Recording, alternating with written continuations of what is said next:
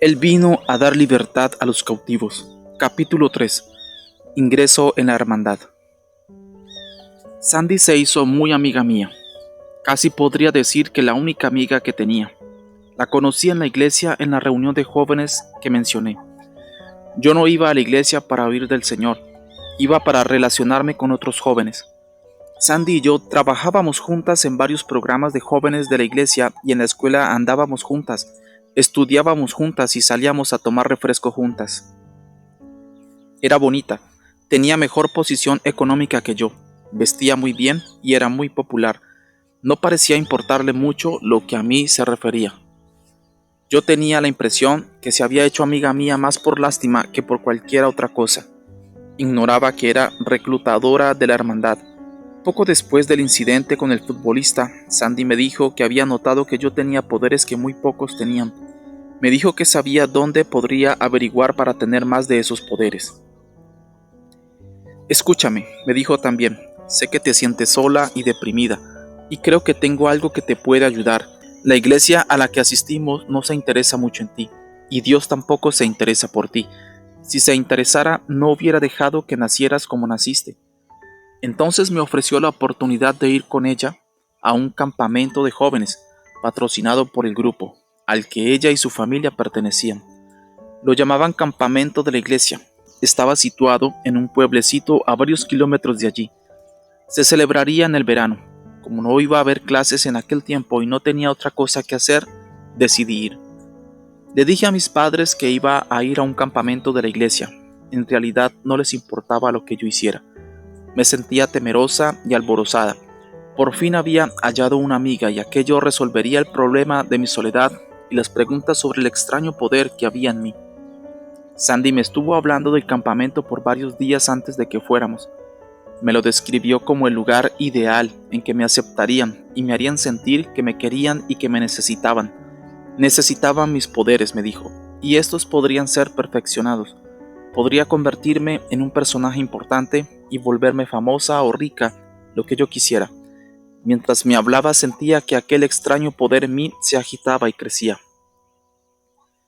Lo que Sandy evitaba era mencionar la palabra secta o contarme la verdad acerca del grupo. Me detendré aquí para decir en resumen lo que era el grupo. Aquel grupo que en secreto se autodenomina la Hermandad está compuesto de personas directamente dominadas por Satanás, a quien rinden culto. Es una peligrosa secta que crece velozmente. Tiene dos grandes centros en los Estados Unidos, el de la costa occidental, principalmente en la zona Los Ángeles-San Francisco, y otro en el medio oeste estadounidense, donde vivía yo. Están divididos en grupos locales o capítulos. Un capítulo puede tener desde 5 o 10 hasta varios miles de personas. Es la secta que Hal Lindsey menciona en su libro Satanás vivo y activo en el planeta Tierra. Es una secta en extremo secreta. No se guarda registro de miembros. Hasta los contratos con Satanás que firman con sangre los miembros son quemados por los sumos sacerdotes y sacerdotisas. Esto no lo saben los miembros de bajo rango. Infestan todos los niveles de la sociedad, pobres y ricos, los muy cultos, la policía, funcionarios del gobierno, comerciantes y hasta algunos que se llaman ministros cristianos. La mayoría asiste a las iglesias cristianas locales y se les considera buenos ciudadanos, porque participan en las actividades cívicas. Lo hacen para presentar una fachada, viven vidas dobles y en eso son expertos en el engaño. Y no es maravilla, porque el mismo Satanás se transfigura en ángel de luz, así que no es mucho si también sus ministros se transfiguran como ministros de justicia. Segunda de Corintios 11, 14 al 15. En sus reuniones utilizan nombres codificados. Cuando se encuentran en la calle, a menudo no se conocen por su verdadero nombre. Son sometidos a la rígida disciplina de Satanás y los demonios. Ofrecen sacrificios humanos varias veces al año y de animales una vez al mes. Los sacrificios humanos la mayoría de las veces son de recién nacidos, hijos de miembros solteros de la secta, atendidos por médicos y enfermeras de la secta.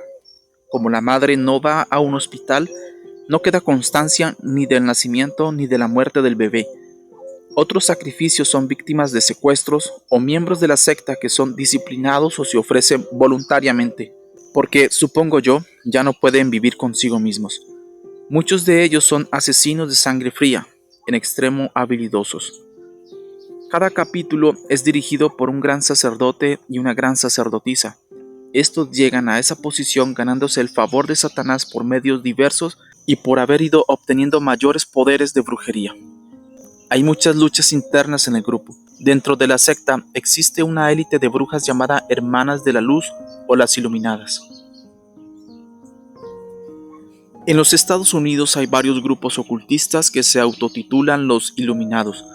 Aunque la mayoría no forma parte de la hermandad, hay un grupo llamado los Iluminados cuya mayoría de sus miembros son descendientes directos de los druidas de la antigua Inglaterra. Son en extremo poderosos y peligrosos y están conectados con la hermandad. Realizan con frecuencia sacrificios humanos. Las Hermanas de la Luz vinieron de Europa a Estados Unidos en las postrimerías del siglo XVIII. Datan de la Edad Media en Europa, pero ciertamente tienen sus raíces en los hechiceros de los antiguos Egipto y Babilonia, que tenían tanto poder que pudieron reproducir 3 de las 10 plagas enviadas a Egipto en tiempo de Moisés, según Éxodo 7. Aquellos hechiceros eran increíblemente poderosos. Podían producir enfermedades y matar sin tocar físicamente a la víctima hasta a miles de kilómetros de distancia. Es obra de demonios, desde luego, pero esas personas han sido inducidas a creer que dominan a los demonios cuando en realidad Satanás y los demonios se están valiendo de ellos. Personas dominadas por los demonios cometen atrocidades dentro de su secta. Tan dominados están que pierden todo sentimiento de amor y compasión y se vuelven tan crueles que apenas parecen humanos. La rapidez con que crece la hermandad es señal de que estamos en los últimos tiempos y es cumplimiento directo de la profecía bíblica. Me inicié en la secta aquel verano en que asistí con Sandy al campamento de verano. Me sentía muy emocionada al llegar. Cuando uno se emociona pierde bastante de lo que ve y escucha. Primero nos llevaron a los dormitorios y nos hicieron sentir muy bien. Había muchas cosas buenas en el campamento. Museos, bibliotecas, diferentes casas a donde uno podía ir a ver clarividentes, hipnotizadores, lectores de la mano y de barajas, expertos en vudú, etc. Algunas de aquellas personas vivían allí todo el año y otras no. Era el lugar en que la secta oficialmente se relacionaba con el público que no nos conocía. Asistimos a muchas clases en las que nos enseñaron a ampliar y a usar mejor nuestros poderes. Sandy me llevó a la primera reunión con las Hermanas de la Luz. Mucho más tarde descubrí que me habían estado observando desde mi niñez, desde el momento de la venta de mi sangre que habían realizado Helen y Grace. Sandy me llevó a una inmensa iglesia satánica de plantel como 2 horas antes de la reunión más importante de la noche. El sol se ponía ya y la iglesia entera estaba oscura, excepto por 13 velas en círculo situadas en el piso al frente de la iglesia que arrojaban fantasmagóricas sombras sobre las 13 figuras sentadas en el piso, una detrás de cada vela. Al acercarnos pude notar que eran 13 mujeres, todas vestidas iguales, en blancas túnicas largas con capuchas puntiagudas en la cabeza. Estaban sentadas sobre las piernas cruzadas sobre el bien pulido piso de madera, con la espalda erguida y los brazos doblados sobre el pecho, contemplando en absoluta concentración la vela que cada una tenía delante. Las velas eran de más de medio metro de largo y 7 centímetros de diámetro. Eran de cera negra y se asentaban sobre una tira de papel recubierta de escritura de fino trazo. Las mujeres no llevaban joyas ni ornamento de ningún tipo. No había movimiento en ellas excepto el continuo y tenue canto y tarareo en que elevaban sus oraciones a Satanás. Se sentía allí un poder que me tuvo fascinada e impávida. Al sentarme y contemplarlas durante las 2 horas de ceremonia, sentí revolverse fuertemente el inexplicable poder que dentro de mí había. Me sentí compelida a regresar la siguiente noche a ver la misma ceremonia. Sabía que eran las Hermanas de la Luz porque Sandy me lo dijo. Los demás miembros de la secta las llamaban madres, y pocos sabían que se trataba de aquella élite. Jamás revelaban a un varón su identidad, ya que los varones estaban excluidos del grupo. Sin embargo, son el poder y la fuerza principal de la secta. y constituyen un secreto estrictamente guardado aún dentro de esta misma secta. No toleran debilidades en ninguna de sus miembros. Las débiles son destruidas. Hay muy pocas jóvenes entre ellas. Después de la ceremonia de la segunda noche, una de aquellas mujeres se me acercó. Me dijo que había notado mi interés y que ya sabía de mi extraordinaria fuerza, que le gustaría que entrara en algún programa de adiestramiento. Eran sencillas y agradables, y me dijeron que podían enseñarme a incrementar grandemente mis poderes, como ningún otro grupo podía hacerlo. Me tragué el anzuelo con cordel y plomada. Primero me hablaron de la grandeza que alcanzaría, de cómo podía valerme del poder que había dentro de mí para obtener lo que necesitaba y lo que quisiera tener. Aquel poder procedía de Satanás, no de Dios. Fueron los primeros en decirme aquello y me dijeron también que Satanás es el único Dios verdadero. Me enseñaron a entonar sus cánticos y tarareos. Me dijeron que si quería algo, solo tenía que encender mi vela y poner mis oraciones debajo. No solo peticiones a mi favor, por supuesto, pues no debía ser egoísta. Podía orar por la mejoría de una persona o por su caída. No importaba, siempre y cuando hubiera el nombre de otra persona en el papel además del mío. Por fin llegó el último día. Yo ya estaba lista para el regreso. De pronto me vi frente a la realidad de que la bondad de la gente del campamento no era más que una fachada y que mi participación ya no era en juego, ni voluntaria. Cuando me encontré con Sandy para el regreso, me dijo que las hermanas de la luz le acababan de decir que a mí y a otras personas bien dotadas nos estaban dando un entrenamiento especial. Me dijo que el gran sacerdote y la gran sacerdotisa querían hablar conmigo en la iglesia antes de que me fuera. Fui a la iglesia y entré junto con otros. Enseguida, unos guardas armados se situaron frente al pequeño grupo a la entrada de la iglesia. El gran sacerdote nos dijo entonces que habíamos sido seleccionados para unirnos a la hermandad, lo cual significaba firmar con nuestra propia sangre un contrato con Satanás en una reunión a la siguiente noche.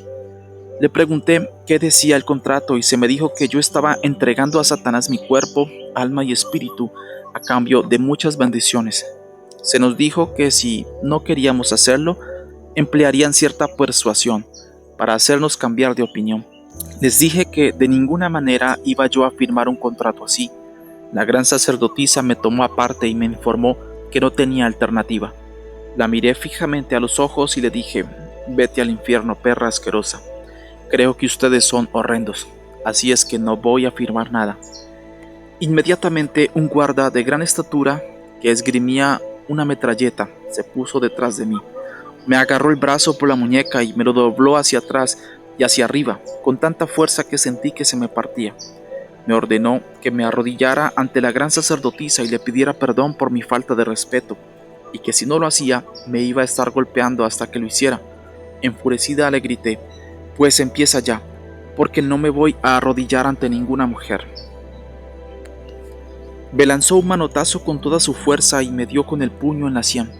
No supe más de mí hasta que desperté en una celda de 1,5 metros. Era una celda totalmente vacía, con un duro piso de madera. La puerta tenía una ventana pequeña que daba a un pasillo desde el que me podían observar. Estaba casi completamente oscuro. Estuve 24 horas allí, 24 horas que me parecieron días. No me dejaban dormir con unos autoparlantes a todo dar. Me repetían que toda gloria, honor y honra había que dársela a Satanás, que tenía que pedirle perdón a Satanás, que Satanás era el Dios del universo. Me dijeron que tenían vigilada a mi familia y que si no aceptaba sus dictámenes y regulaciones y firmaba el contrato, los iban a torturar y a matar. Durante todo aquel tiempo me privaron de agua y alimento. La noche siguiente, 2 guardas me condujeron a otro cuarto donde me esperaban 2 de las hermanas de la luz. Me ayudaron a bañarme, me pusieron una túnica de satín blanca sobre el cuerpo desnudo. Estaba descalza. La túnica llegaba al piso y me la amarraron a la cintura con un cordón blanco. Me pusieron una capucha puntiaguda y mangas largas sueltas. No tenía ornamento de ningún tipo. Las mujeres me dijeron que no debía luchar más, que no podía eludir mi destino. Me hablaron de las grandes bendiciones que recibiría de mi padre Satanás. Me llevaron a la reunión en una camioneta cerrada para que no viera el lugar, pero no era la iglesia satánica del campamento. Solo pude darle una mirada al exterior del edificio cuando me arrastraban hacia adentro. No tenía ventanas y estaba en un bosque. Parecía algo así como el almacén de granos de una granja, aunque estaba aislado y había algo de paja en el piso de madera interior. El edificio estaba débilmente iluminado por muchas velas mortecinas a lo largo de las paredes. Las velas estaban en grupo de 3, una negra, una roja y una blanca en cada grupo. Había de 200 a 300 personas sentadas en burdos blancos de madera de frente a la entrada del cuarto. En la entrada había una plataforma de madera rodeada de llameantes antorchas sobre pilotes de 1,5 metros de alto. Al frente, en medio de la plataforma, había un altar de piedra sin labrar que parecía una montura de caballo. Más tarde me enteraría que de veras lo era, para permitir una fácil movilización. Las piedras eran grises con muchas manchas oscuras, resultado de la sangre de los muchos sacrificios de animales y seres humanos realizados en aquel altar. A pesar de mi agotamiento y temor, sentí un revuelo de emoción al percibir el tremendo poder invisible en aquel cuarto y el correspondiente revuelo del poder que había en mí. Quemaban incienso, el que llenaba con su olor la habitación. Creo que tenía cierto tipo de droga porque pronto me sentí bastante mareada. El cuarto quedó en absoluto silencio mientras las figuras de las túnicas y las capuchas puntiagudas miraban con expectación la plataforma vacía. A alguna señal invisible comenzaron a tañer campanas de mano mientras el gran sacerdote y la gran sacerdotisa salían silenciosamente al escenario de entre las sombras. Usaban túnicas idénticas, eran de un satín negro, del mismo estilo que la mía. Ribeteados de rojo la capucha, los bordes delanteros y los bordes de las largas mangas tenían un cordón dorado atado a la cintura.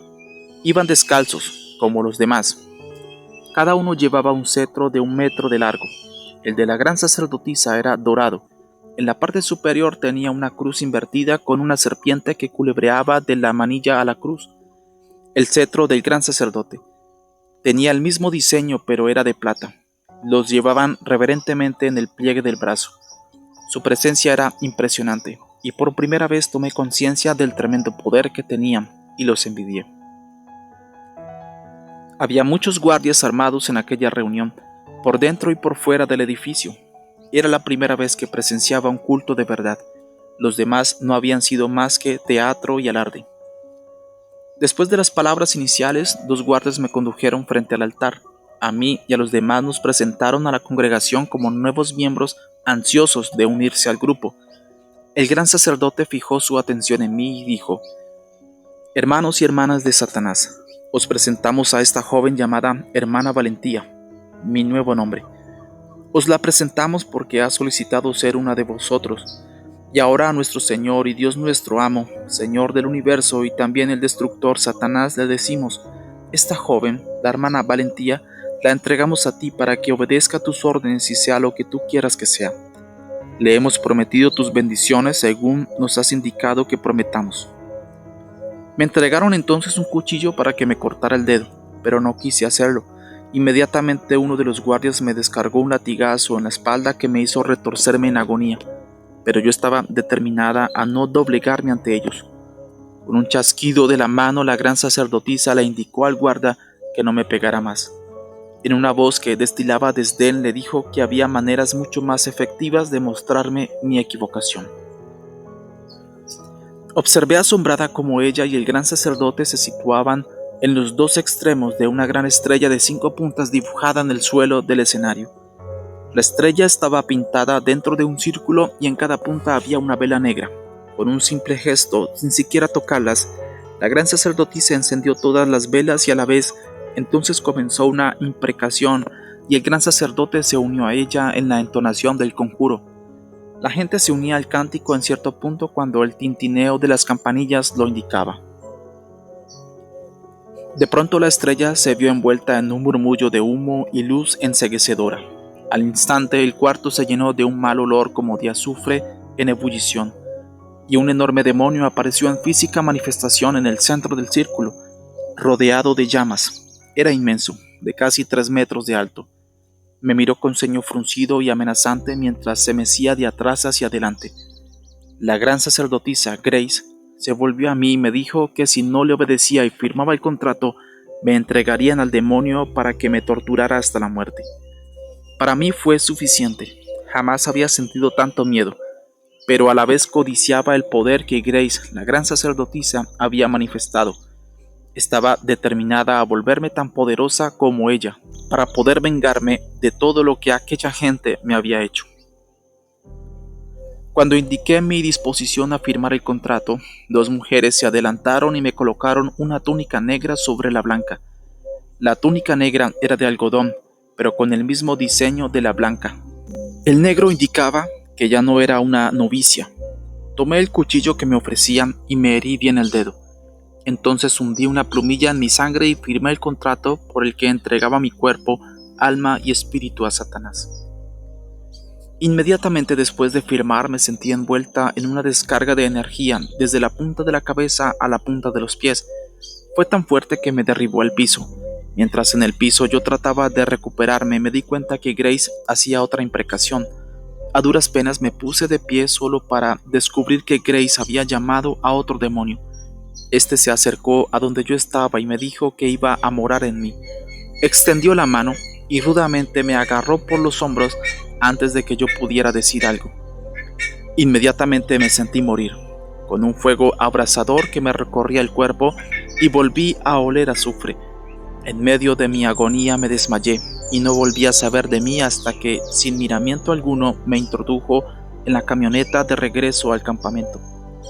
Para ese entonces estaba yo tan agotada y mareada por la falta de sueño, los golpes y la falta de agua y comida que no comprendía a plenitud el significado de lo que me estaba ocurriendo. Me quedé en el campamento otra semana para que mis heridas y arañazos más visibles sanaran. Cuando regresé a casa pensé y sentí que era una de las personas más poderosas de la tierra. Sabía que tenía poderes más allá de lo que la mayoría podía imaginarse. Pensé que nada ni nadie podrían destruirme. Cuán equivocada estaba.